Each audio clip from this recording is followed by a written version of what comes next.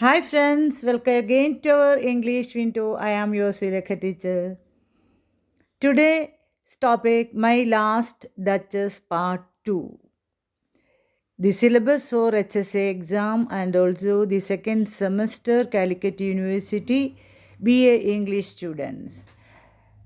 വളരെ പ്രധാനപ്പെട്ട സമ്മറിയാണ് നമ്മൾ ഇന്നത്തെ ക്ലാസ്സിൽ ഉൾപ്പെടുത്തിയിരിക്കുന്നത്.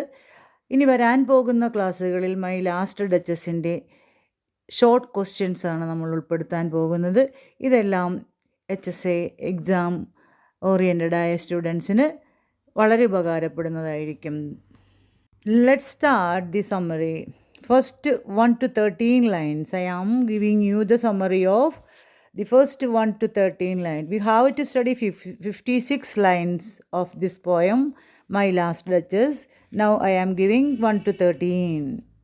The speaker, the Duke of Ferrara, calls the attention of a guest to a painting of his former wife hanging on the wall. ഈ poem തുടങ്ങുമ്പോൾ ഡ്യൂക്ക് ഓഫ് ഫെറാറ ചുവരിൽ തൂക്കിയിട്ടിരിക്കുന്ന തൻ്റെ ഭാര്യയുടെ ചിത്രം ഒരു അതിഥിയെ കാണിക്കുന്നതാണ് നമ്മൾ കാണുന്നത്. ഒരു ഡ്രാമ കാണുന്ന ഇഫക്റ്റ് ഉള്ളതുകൊണ്ട് തന്നെയാണ് ഇതിനെ ഡ്രാമാറ്റിക് മോണോലോഗ് എന്ന് പറയുന്നത്. ഒരാൾ മാത്രമേ സംസാരിക്കുന്നുള്ളൂ, നമ്മുടെ ഡ്യൂക്ക് മാത്രം. അതാണ് മോണോലോഗ് എന്ന് പറയുന്നത്. ഓക്കെ, ഒരു നാടകം കാണുന്ന ഫീലാണ് നമ്മൾക്ക് ഈ പോയം പഠിക്കുമ്പോൾ കിട്ടുന്നത്. ഡ്യൂക്ക് ഓഫ് ഫെറാറ തൻ്റെ ഭാര്യയുടെ ചിത്രം ചുവരിൽ തൂക്കിയിട്ടിരിക്കുന്നത് ആ വീട്ടിലേക്ക് വന്ന ഒരു അതിഥിയെ കാണിക്കുന്ന രംഗമാണ് നമ്മൾ അവിടെ ആദ്യമായി കാണുന്നത്. The duke praises the painting for looking so life. അതോടൊപ്പം തന്നെ തൻ്റെ ഭാര്യയുടെ ചിത്രത്തെ നോക്കിയിട്ട് പെയിൻറ്ററുടെ ഗുണത്തെക്കുറിച്ചാണ് അയാൾ പറയുന്നത്. ജീവനുള്ള ചിത്രം ആയിട്ട് തന്നെയാണ് പെയിൻറ്റർ ഇത് വരച്ചിരിക്കുന്നത് എന്നയാൾ പറയുകയാണ് ഈ മെസ്സഞ്ചറോട്. He says the painter Fra Pandolf worked hard on it. പിന്നീട് പെയിൻറ്ററായ ഫ്രാ പാൻഡോൾഫ്, ഒരു പള്ളിയിലച്ഛനാണ് അദ്ദേഹം, ഫ്രാ പാൻഡോൾഫ്. അദ്ദേഹത്തിൻ്റെ കഴിവാണ്, അദ്ദേഹം വളരെ ശ്രദ്ധയോടുകൂടി പണിയെടുത്തിരിക്കുന്നതിനെക്കുറിച്ച് അയാൾ പ്രകീർത്തിക്കുന്നതും ഉണ്ട് ഈ ചിത്രം കണ്ടുകൊണ്ട്. ഇത് ആ മെസ്സഞ്ചർ കേട്ടുകൊണ്ടിരിക്കുകയാണ്. ദ ഡ്യൂക്ക് ആസ് ദ ഗേഴ്സ് ടു സിറ്റ്. മെസ്സഞ്ചറോട് ഇരിക്കാൻ അദ്ദേഹം പറയുകയും and look at the work, ഈ വർക്കിനെ നിങ്ങൾ നോക്കിക്കാണണമെന്ന് അയാളോട് പറയുന്നതുമാണ് നമ്മൾ കാണുന്ന ആദ്യത്തെ ലൈനുകളിൽ. The Duke then explains that he deliberately mentioned the name of the painter. പിന്നീട് അദ്ദേഹം പറയുന്നുണ്ട്, ഈ ചിത്രകാരൻ ഫ്രാ പാൻഡോൾഫാണ് എന്ന് കൃത്യമായി അദ്ദേഹം ഉദ്ദേശിച്ച് തന്നെ പറഞ്ഞതാണ് തൻ്റെ അതിഥിയോട്. അതിഥി കേൾക്കാൻ വേണ്ടി ഈ ചിത്രം വരച്ചിരിക്കുന്നത് ഫ്രാ പാൻഡോൾഫ് എന്ന ഒരു പള്ളിയിലച്ഛനാണ് ചിത്രകാരൻ എന്ന് പറയാൻ അദ്ദേഹം എടുത്തു പറയുന്നത് ഒരു രംഗമാണ് നമ്മൾ കാണുന്നത്. ആരാണ് വരച്ചിരിക്കുന്നത് എന്ന ചോദ്യം വരുന്നതിന് മുമ്പ് തന്നെ വരച്ച ആളുടെ പേര് സഹിതം അദ്ദേഹം പറയുന്നു അതൊരു പള്ളിയിലച്ഛനാണ് എന്ന്. Because strangers like the guest always look at the picture and wonder how much earnest passion and look came on the face of the Duchess. അതിനൊരു കാരണമുണ്ട്.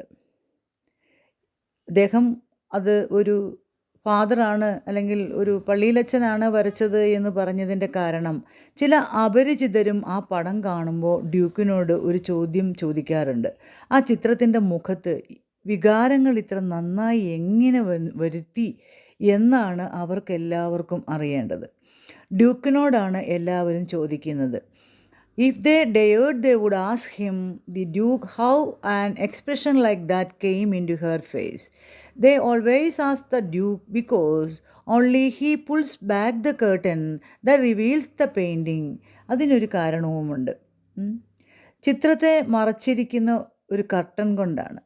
അത് നമ്മുടെ ഡ്യൂക്ക് മാത്രമാണ് മറ്റുള്ളവരെ കാണിക്കുന്നതിന് വേണ്ടി മാറ്റിക്കൊടുക്കാറുള്ളത്. അതുകൊണ്ട് തന്നെയാണ് ഡ്യൂക്കിനോട് ഇങ്ങനെ ചോദിച്ചത്. Duke says that the guest is in the first person to ask such a question. അതേപോലെ തന്നെ ഡ്യൂക്ക് ഈ ചിത്രം വളരെ മനോഹരമായി കട്ടൻ നീക്കി നമ്മുടെ അതിഥിയെ കാണിക്കുമ്പോൾ ഒരു കാര്യവും കൂടി പറഞ്ഞു.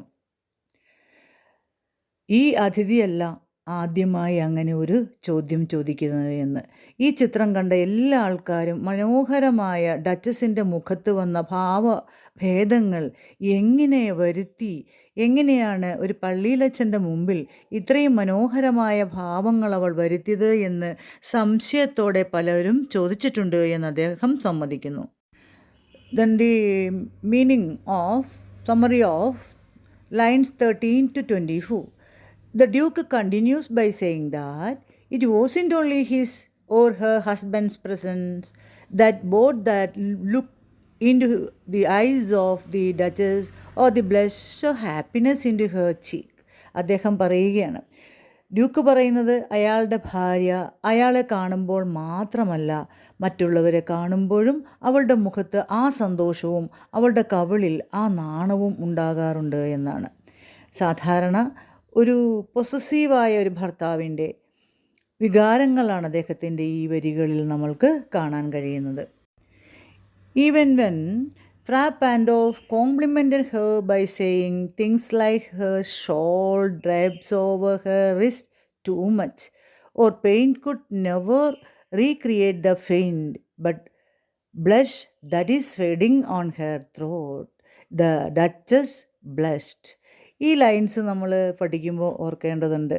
ഫ്രാ പാൻഡോൾഫ് ചില നല്ല വാക്കുകൾ അവളോട് പറഞ്ഞു, അവളുടെ മനസ്സിലേക്ക് ഒരു നാണം വരാനും ആ ഭാവം മുഖത്ത് വരുന്നതിനും വേണ്ടി. അവൾ ഇട്ടിരിക്കുന്ന ആ തട്ടം, അവൾ ഇട്ട ആ ഷോള് മെല്ലെ അവളുടെ കഴുത്ത് കാണിച്ചുകൊണ്ട്, തലയിൽ നിന്നൂരി കഴുത്ത് കാണിച്ചുകൊണ്ട് അവളുടെ കയ്യിലേക്ക് അത് ഊർന്നു വീണിട്ടുണ്ട് എന്ന് അദ്ദേഹം ചിലപ്പോൾ പറഞ്ഞിട്ടുണ്ടാവാം. അത് കേട്ടപ്പോൾ അവളുടെ മനസ്സിൽ വന്ന ആ ഒരു വികാരം, നാണം, ആ ഭാവമാണ് ചിലപ്പോൾ ഈ മുഖത്ത് കാണുന്നത് എന്ന് അദ്ദേഹം ആവർത്തിക്കുന്നുണ്ട്. അങ്ങനെ നിസ്സാര കാര്യങ്ങളിൽ പോലും സന്തോഷിക്കുകയും നാണം കുണുങ്ങുകയും ചെയ്യുന്ന അവളുടെ സ്വഭാവം ഡ്യൂക്കിന് ഒട്ടും ഇഷ്ടപ്പെട്ടില്ല. അവൾക്ക് കാണുന്നതൊക്കെയും കാണുന്നവരെയൊക്കെയും ഇഷ്ടമായിരുന്നു. അയാളുടെ വിവരണം കേട്ടാൽ തോന്നും അവൾ എല്ലാവരെയും നോക്കുന്ന ഒരു സ്ത്രീ ആയിരുന്നു എന്ന്. മൈ ലാസ്റ്റ് ഡച്ചസിൻ്റെ 1 to 24 ലൈൻസാണ് നമ്മളിപ്പോൾ കംപ്ലീറ്റ് ചെയ്തിരിക്കുന്നത്. ഇനി നമ്മൾക്ക് 25 ലൈൻസ് ടു 56 ലൈൻസ് നമുക്ക് അടുത്ത വീഡിയോയിലായിട്ട് നിങ്ങൾക്ക് പറഞ്ഞു തരുന്നതായിരിക്കും. ഇന്ന് നമ്മൾ പ്രധാനമായും പഠിച്ചിരിക്കുന്നത് മൈ ലാസ്റ്റ് ഡച്ചസ് ബ്രൗണിങ്ങിൻ്റെ ഡ്രമാറ്റിക് മോണോലോഗ് വിഭാഗത്തിൽപ്പെടുന്ന ഒരു പോയമാണ് എന്നുള്ളതാണ്. ഇതിലെ ക്യാരക്ടറായ ഡ്യൂക്ക് ശരിക്കും ഫെറാറയിൽ ജീവിച്ചിരുന്ന 15th സെഞ്ച്വറിയിലെ അൽഫോൻസോ ഡി എസ്റ്റേസ് എന്ന് പറയുന്ന ഒരു ഡ്യൂക്ക് തന്നെയായിരുന്നു. നമ്മൾ കംപ്ലീറ്റ് ചെയ്ത പോർഷൻസിലെ പ്രധാനപ്പെട്ട ക്വസ്റ്റ്യൻസ് ആണ് നമ്മളിപ്പോൾ ഡിസ്കസ് ചെയ്യാൻ പോകുന്നത്. My last Duchess, written by Robert Browning. He was born in 1812. He was died in 1889. His important works are By the Fireside, One Word More, O Lyric Lover. അദ്ദേഹത്തിൻ്റെ ഏറ്റവും പ്രധാനപ്പെട്ട പോയംസാണ് നമ്മൾ പറഞ്ഞത്. അതുപോലെ തന്നെ അദ്ദേഹത്തിൻ്റെ Pippa Passes, the Pied Piper of Hamelin, the grammarian's funeral, Fra Lippo Lippi, Andrea del Sarto. ഇത് വളരെ പ്രധാനപ്പെട്ട റൊമാൻറ്റിക് പോയംസാണ് അദ്ദേഹത്തിൻ്റേത്. അടുത്ത വീഡിയോയിൽ നമുക്ക് ഇതിൻ്റെ ബാക്കി സമ്മറി, അതായത് 25 തൊട്ട് 56 ലൈൻസിൻ്റെ സമ്മറിയും അതിൻ്റെ ഇമ്പോർട്ടൻറ്റ് ക്വസ്റ്റ്യൻസുമാണ് നമ്മൾ ഡിസ്കസ് ചെയ്തത്. ഇന്നത്തെ നമ്മളുടെ ഈ സമ്മറി നിങ്ങൾക്ക് എല്ലാവർക്കും ഇഷ്ടപ്പെട്ടെങ്കിൽ ഈ വീഡിയോ നിങ്ങൾ ലൈക്ക് ചെയ്യണം, കമൻറ്റ് ചെയ്യണം, സബ്സ്ക്രൈബ് ചെയ്യണം, മറ്റുള്ളവരിലേക്ക് ഇതെല്ലാവരും ഷെയർ ചെയ്യണം. ഈ പോയത്തിൻ്റെ ഒരു പ്രത്യേകത കൂടിയുണ്ട്. ഈ പോയം 56 ലൈൻസ് ഉണ്ടെങ്കിലും ഒറ്റ സ്റ്റാൻസയായിട്ടാണ് ഇത് എഴുതിയിരിക്കുന്നത്. അപ്പോൾ റിട്ടൺ ഇൻ റൈമിംഗ് കപ്ലറ്റ്സ്, ഇതിൻ്റെ ഒരു രീതി റൈമിംഗ് കപ്ലറ്റ്സിലാണ് ഇത് എഴുതിയിരിക്കുന്നത്.